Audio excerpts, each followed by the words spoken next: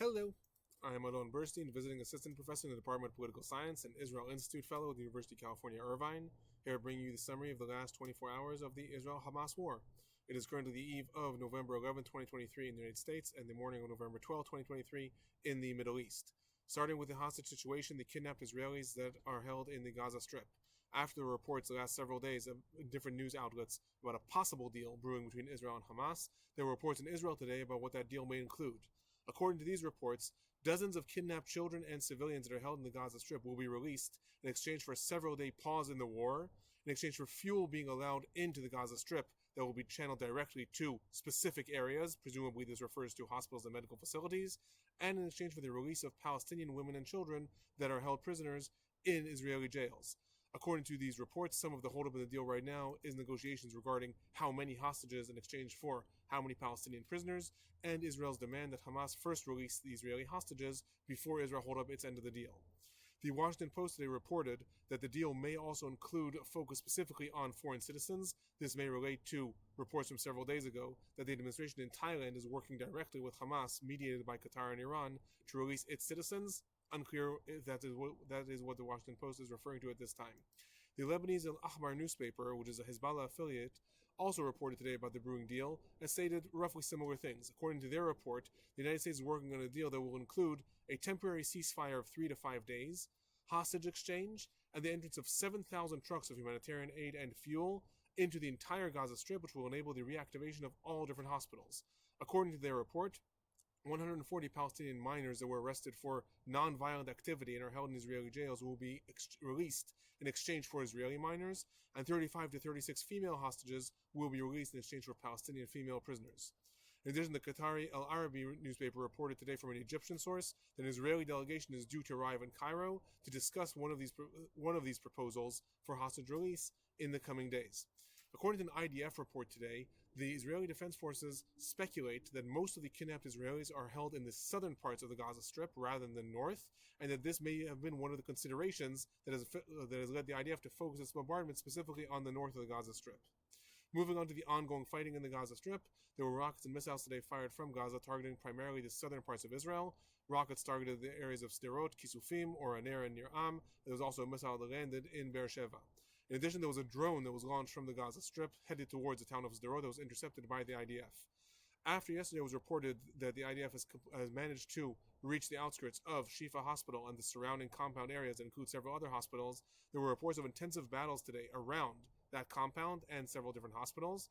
The IDF spokesperson today stated that Hamas has lost control over the north of the Gaza Strip, and that the IDF is not attacking Shifa Hospital. Yesterday, there were reports of several bombings that occurred at the gates of the hospital. It was later confirmed by the IDF that this was not an IDF attack, but instead a failed launch of a Hamas rocket. The IDF today again stated, and I'm quoting, We spoke to hospital crew today and made clear, the IDF is not attacking the hospital. We will continue to allow patients and staff to evacuate down south, adding that the hospital is not besieged and people can evacuate from the eastern side.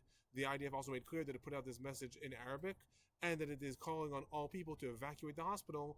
I again remind everyone that according to the IDF, the Hamas headquarters, the main headquarters of the movement, are located in tunnels directly underneath the Shifa hospital. The IDF today took over several more Hamas outposts in the area of Gaza City, bringing the total number of outposts that's taken over to 11. In addition, there were reports of substantial light bombs and artillery fire in the southernmost city of the Gaza Strip, that is Rafah. In addition, in several IDF assassinations and retaliations, a particularly noteworthy one that happened today was that of Ahmed Siam. It was reported several days ago that Siam and his platoon are headquartered in the Rantisi hospital, this is another hospital in Gaza City, and that they were stopping Palestinians from evacuating that hospital. The IDF has been calling Palestinians to evacuate the entire north of the Gaza Strip, and Siam was stopping Palestinians from evacuating. Today he was assassinated. Regarding casualties, the IDF reported that 5 soldiers were killed today. 4 were killed as they were trying to enter a Hamas tunnel that was rigged and an explosion went off. 4 soldiers were badly injured in this as well. In addition, 1 IDF soldier was killed in a different incident. This brings the total number of IDF soldiers that were killed since the invasion began to 43. The Palestinian Health Ministry reported today that over 1,300 Palestinians have been killed in the Gaza Strip since the war began. Over 27,000 are injured, although, as I will say in a moment, communications with different medical facilities in the Gaza Strip are becoming more and more scarce, so it is unclear how up-to-date that number is. Moving on to some of the humanitarian situation, the Rafah crossing today was closed.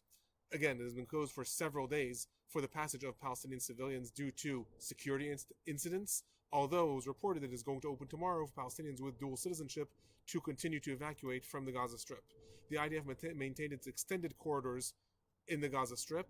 These are corridors where Palestinians can evacuate safely from the north to the south for several hours a day.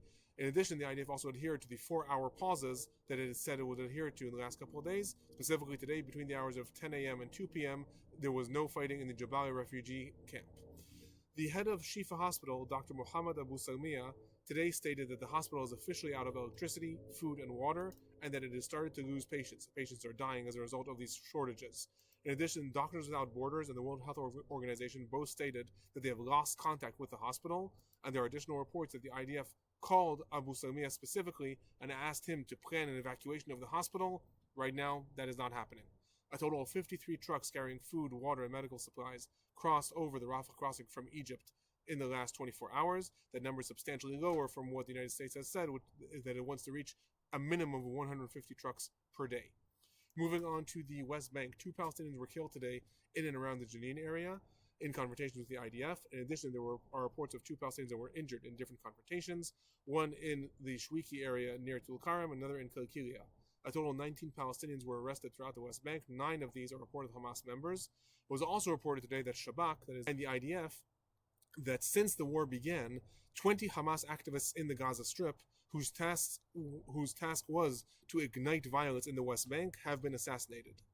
Moving on to the north of Israel, there were mortars and rockets fired today from Lebanon, specifically targeting the Margalit area. There were also substantial anti-tank missiles and mortars fired at different IDF outposts, and 3, I'm quoting, aerial targets were intercepted. That is presumably drones, although the IDF did not make that explicit. The IDF retaliated against a range of Hezbollah targets, primarily with airstrikes against infrastructures and different IDF outposts. In addition, the IDF attacked a van in the Al-Barak area. This is an area 30 to 40 kilometers north of Metula, which is the most northern part of Israel. This is so far the deepest into Lebanon that the IDF has carried out an attack since the war began. In addition, today there were mortar fires fired from Syria into the southern parts of the Golan Heights, and the IDF retaliated with artillery fire. Hezbollah today announced that another one of its activists has been killed. This brings the total number to 71. I know this because usually the organization does not historically mention when each one of its activists die. In fact, they try to keep this undercover. This may be related to Hezbollah building up a case for if and when it wants to enter the war, showing how many of its activists have already died. Hassan Nasrallah, the leader of Hezbollah, today made a speech. In it, he stated several things. He said, and I quote, "If the Americans want to stop the attacks against them, they must stop the assaults on Gaza." So this refers to the different attacks that have been carried out.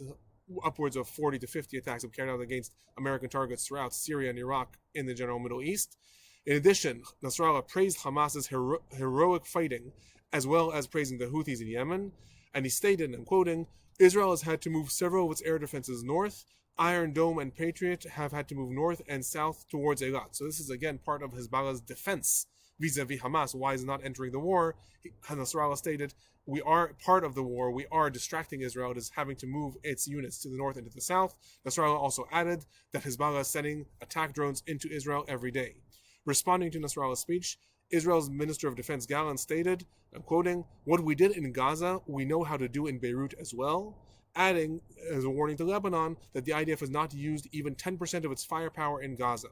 Sky News today reported that 45,000 people have evacuated villages and towns in southern Lebanon for fears of escalations, and additional reports stated that Hezbollah has been preparing storages of food, water, and medical supplies should escalations erupt. Regarding some of the regional developments, the El Harir base in Iraq today, which is shared by the United States and several other states, was attacked by drones. These are the types of attacks that Nasrallah was referring to when he said the United States wants to stop these attacks. They need to stop the war going on in Gaza. Moving on to some of the political and general trends that occurred today. After yesterday, the French President Macron stated that Israel is killing babies and women in the Gaza Strip. Today, a top French diplomat tried to clarify Macron's statement, saying that he does not think that Israel is deliberately killing civilians, but that Israel can do more to protect the uninvolved Palestinians. Responding to Macron's statement, there was outrage in Israel. Prime Minister Netanyahu specifically denounced this, as well as Defense Minister Gallant and several other ministers. However, there were also several Israeli diplomats that commented that the Netanyahu-led government has not managed to appoint an ambassador to France in the last 9 months, and that possibly this may be contributing to miscommunications in diplomacy. Today, there was a joint Arab and Islamic summit occurring in Riyadh. Initially, there was supposed to be an Arab summit today and an Islamic summit tomorrow. However, different parties suggested that these be joint. There were also reports that the Palestinians wanted them to maintain separate. However, they were overruled.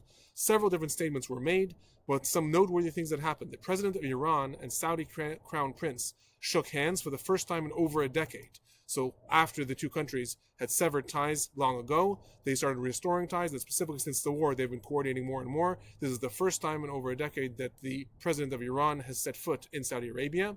The president of Iran, Raisi, called on a commerce boycott of Israel and the establishment of a Palestinian state, quoting, "from the river to the sea." There were other different comments made by several different attendants. The Turkish President Erdogan stated that the summit must expose Israel's nuclear weapons. He called for an immediate ceasefire and holding Israel accountable for all its crimes. The King of Jordan called for a ceasefire and a two-state solution. The Saudi Crown Prince bin Salman stated that Israel is responsible for crimes against Palestinian people, called for an end of the siege and ceasefire, increasing humanitarian aid, but importantly, he was one of the only leaders that also called for the release of all Israeli hostages by Hamas. This may relate to some of the speculation that the dreams that were occurring of a normalization deal between Israel and Saudi Arabia negotiated by the United States may still be floating around, and this may be why specifically the Saudi Crown Prince was one of the only ones to mention the Israeli hostages as well. Regarding Israel, it was reported today that Minister Amichai Eliyahu, this is the minister who previously suggested that Israel should nuke the Gaza Strip, will no longer participate in government meetings, specifically not participating in the one tomorrow. In addition, today, the Israeli Minister of Agriculture and former head of the Shabak, Avi Dichter, was responding to questions about what is going to happen in the Gaza Strip, and he specifically asked, can what is happening be compared to the Palestinian Nakba? So the Nakba is what the Palestinians refer to as the establishment of the State of Israel and the mass exodus of Palestinians that left Israel as a result of its establishment. Specifically, there have been a lot of concerns within the Arab-Palestinian world that if Palestinians are forcibly evacuated from the north of the Gaza Strip, they may not be able to return, and this is compared often to the Nakba. And he responded, and I'm quoting, we are now unfolding the Gaza Nakba. We cannot run a war the way the IDF wants to run it, with masses of civilians amongst our tanks. He was then asked again if this is the Gaza Nakba, and he stated, I'm quoting, Gaza Nakba 2023. That's how this will end. Asked if Gazans will return to the north, he responded, again I'm quoting, I don't know how it will end. Gaza City encompasses a third of the Gaza Strip. So this is certainly not going to alleviate any of the concerns regarding Palestinians forcibly being evacuated and the pressure that Israel is mounting on Egypt to possibly allow Palestinians to temporarily evacuate to Sinai. This is now what the Minister of Agriculture in Israel and the former head of the Shabak, Avi Dichter, had to say. Moving on to the speculations regarding the future of the Gaza Strip, today Prime Minister Netanyahu gave a press conference. In it he stated, and I'm quoting, the day after will be only after Hamas is destroyed. Gaza will be demilitarized. There will be no more threat from it to Israel. And he later added, the October 7th massacre proved definitively that anywhere Israel does not have security control, terrorism returns and eventually strikes us. He was then asked again, what will be the future of the Gaza Strip? And he said, and I'm quoting, we must have complete security control with the ability to enter whenever we need to take out terrorists who can pop up. I could tell you what won't be. There won't be Hamas. And relating specifically to the idea of restoring the Palestinian Authority there, he stated, there won't be a civilian authority that educates kids to hate Israel, to kill Israelis. There can't be an authority there that pays families of murderers based on how many people they murdered. There can't be an authority headed by someone who has yet to denounce the massacre. He later added, I don't think that restoring Jewish settlements in Gaza Strip is a realistic goal either, and I'm stating that very clearly. So this is in response to different ministers and members of Knesset in Israel that have stated that Israel will eventually, after taking over the Gaza Strip and depose Hamas, will restore the settlements that were evacuated there in 2005. Prime Minister Netanyahu stated that is not a realistic goal, and I'm stating that clearly. That is my report for the last 24 hours. I'll be back tomorrow.